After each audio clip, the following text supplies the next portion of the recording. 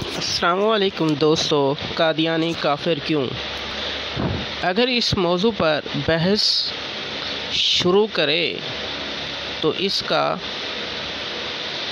Simple حل یہ ہے کہ آپ سب سے پہلے اس سے پوچھیں کہ تم مرزا غلام احمد قادیانی کو کیا مانتے ہو؟ تو آپ کے ارد گرد جو مجمع ہے، آپ کی اپنی ذہنی استطاعت اور بھی بڑی چیزوں کو ویلیوٹ کر کے وہ پہلے کر چکا ہوگا، تو اس کا جواب مختلف سچویشن میں، مختلف صورتوں میں، مختلف لوگوں میں، تعلیمی اداروں میں مختلف جوابات دیتے ہیں، کیونکہ قادیانیوں نے اس پر بڑی محنت کی ہوتی ہے۔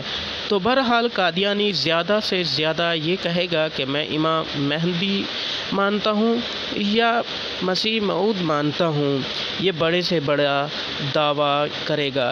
اس کے بعد آپ نے قادیانی سے پھر یہ پوچھنا ہے کہ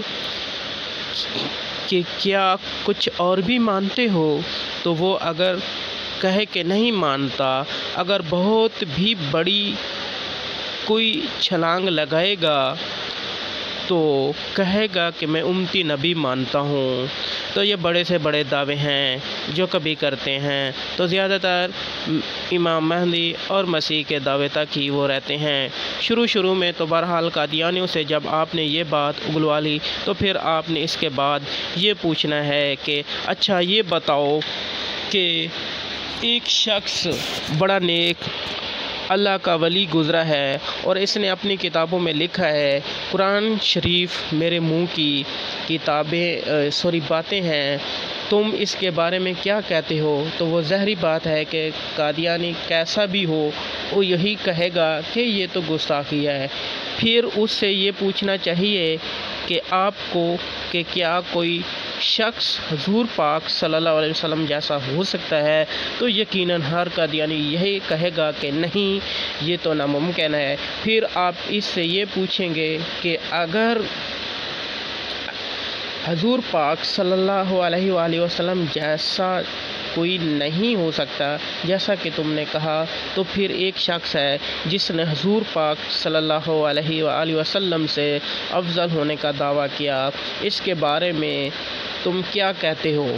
پھر اس سے یہ پوچھا جائے کہ آپ زمین و آسمان کو پیدا کرنے والا کون ہے؟ تو ظاہری بات ہے کہ وہ قادیانی کہے گا کہ اللہ۔ پھر آپ سے اس سے کہیں گے کہ اگر زمین و آسمان کو ایک شخص نے کہا کہ میں نے پیدا کیا ہے تو اس کے بارے میں تمہارا کیا خیال ہے؟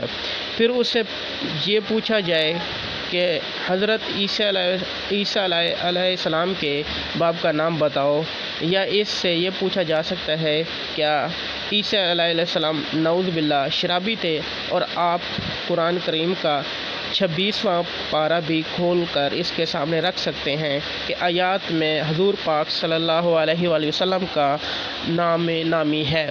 تو آپ اب اس سے پوچھ سکتے ہیں کہ یہاں جو محمد لکھا گیا ہے اس سے کیا مراد ہے؟